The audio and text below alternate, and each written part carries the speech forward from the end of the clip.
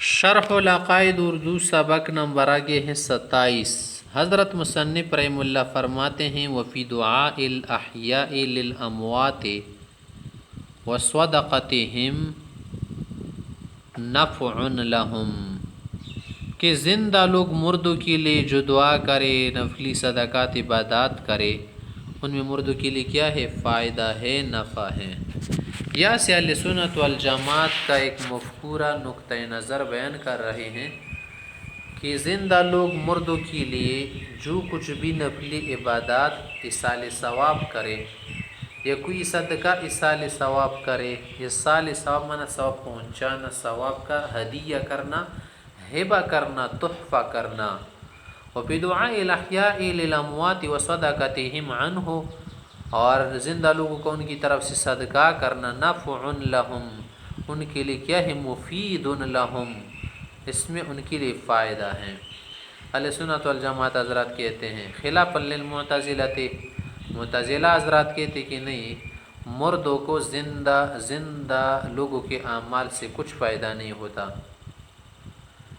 اصل میں وہ کیا کرتے ہیں؟ استدلال اس سے لیتے ہیں کہ دیکھیں، جو فیصلہ اللہ کی طرف سے ہو چکا ہے اس میں تبدیلی نہیں ہوتی۔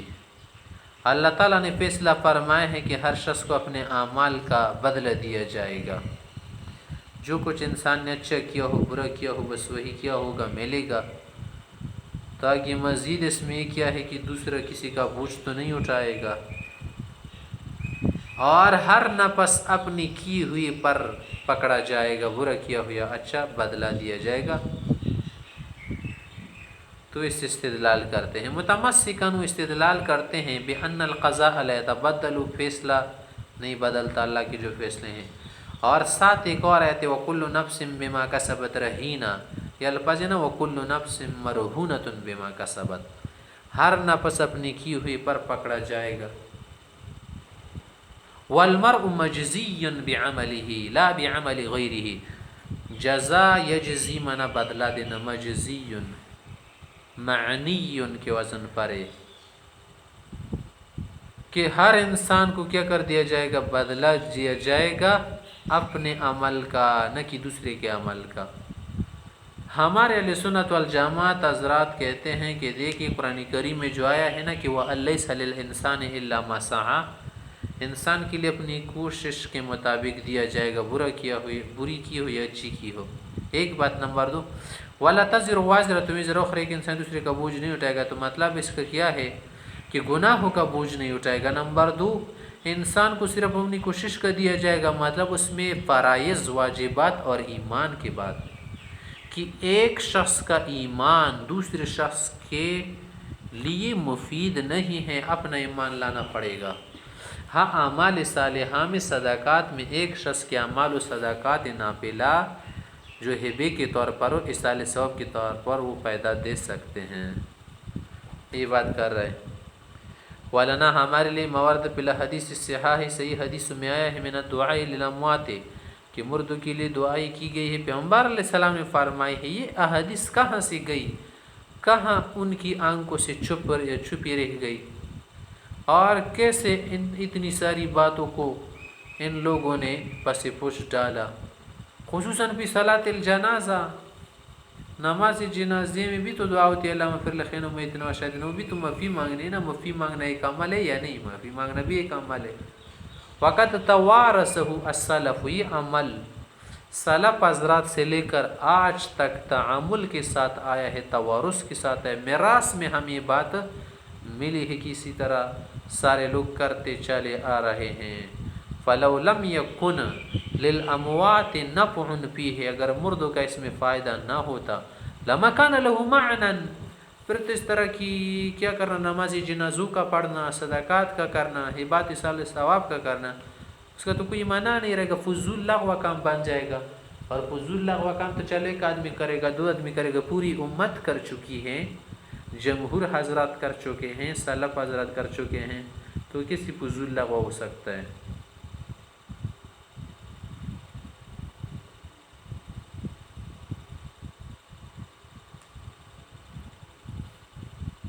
وقال علیہ السلام، آپ علیہ السلام نے فرمایا ما من میت جو بھی مردہ تو صلی علیہ امت من المسلمین، اس پر مسلمان جنازہ پڑھے، مسلمان حضرات مثلا 40 ہے، 100 ہے، 200، یبلغون مئتن کلہم 100 تک ان کی تعداد پہنچ رہی ہو، یشفعون دعا کرے، سفارش کرے، استغفار کرے، نماز جنازہ پڑھے، الا شفعوا فیہ، ان کی سفارش قبول ہو جاتی ہے۔ دیکھ اس حدیث کو، صحیح حدیث ہے۔ اس طرح وان سعد بن عبادہ رضی اللہ عنہ قال یا رسول اللہ، سعد بن عبادہ نے ایک مرتبہ آپ علیہ السلام سے دریافت کیا کہ یا رسول اللہ ان ام سعد ماتت، ام سعد رضی اللہ عنہ وفات ہو گئی، فَأَيُّ الصَّدَقَةِ افضل، کون سا صدقہ افضل ہے کہ اس کی طرف سے کیا جائے؟ قالش الماء، کنواں کھودنا، ہینڈ پمپ بنانا وغیرہ، پانی کے لیے کوئی پروگرام بنانا۔ فحفر بیرن، حضرت سعد صاحب نے اس مسئلے کو سن کر ایک کنواں کھودا، وقال، پھر نام بھی دیا ہادی لأم سعد، یا ہادی لأم سعد، یہ نام اس لیے دیتا کہ نا لوگ ان کو کیا کرے، دعا کرے، دعا۔ وقال علیہ السلام، آپ علیہ السلام فرماتے ہیں کہ الدعاء یرد البلاء، دعا بلا کو رد کرتی ہیں۔ بہت ساری مصیبتیں، بلائیں ہمیں چاروں طرف سے گھیرتی رہتی ہیں، لیکن جب انسان کیا کرے، دعا کرے، استغفار کرے، صدقات کرے تو اس سے وہ بلائیں رد ہو جاتی ہیں۔ والصدقۃ، صدقہ جو تطفی غضب الرب، یا اللہ کے غصے کو کیا کرتے ہیں، ٹھنڈا کرتے ہیں، مانا اللہ کا غصہ کم ہو جاتا ہے۔ وقال علیہ السلام، آپ علیہ السلام نے بھی فرمایا، حدیث سے بس بہت ساری کتابوں میں آئی ہیں اگرچہ پختہ اتنی نہ ہو، کہ ان العالم والمتعلم، عالم یا متعلم شخص، طالب علم، اذا مر علی قریۃ، جو کسی علاقے کے پاس سے گزرے، فإن اللہ یرفع العذاب عن مقبرۃ تلک القریہ 40 یوما، اس علاقے میں جو مقبرے ہوئے اس گاؤں میں، اس گاؤں دیہات میں، وہاں سے 40 دن تک اللہ تعالیٰ عذاب اٹھا لیتا ہے۔ والاحادیث والآثار فی هذا الباب اکثر من ان تحصى، اصال ثواب کے متعلق، دعا و استغفار کے متعلق، مردوں کو صدقات کرنے کے متعلق، ان کی طرف سے صدقے کا ثواب کرنا، یہ اس باب کے بہت سارے کیا ہے دلائل احادیث شریفہ ہے جو شمار سے باہر ہے۔ اکثر من ان تحصى کا کیا معنی؟ شمار سے باہر ہے۔